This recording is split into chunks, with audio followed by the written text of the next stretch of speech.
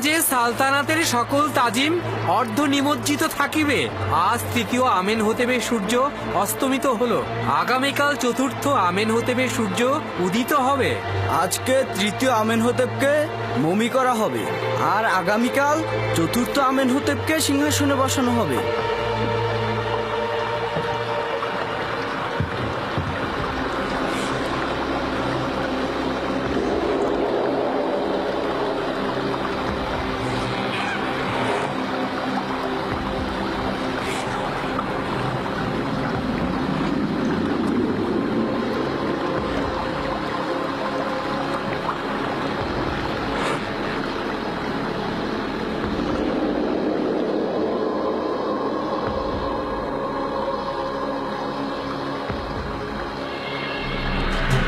কাকে তাজিম করছো?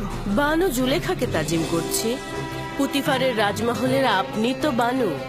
বানুর তো আর কিছুই অবশিষ্ট নেই, না শান শৌকত, না সেই রূপ লাবণ্য।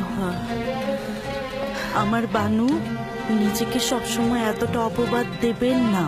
আপনি সবসময় আমাদের কাছে বানু জুলেখাই থাকবেন, বরং অতীতের চেয়ে আরো প্রিয় হবেন। দেখেছো অর্ধরাতে কিভাবে আমাদের ঘুম হারাম করে দিল।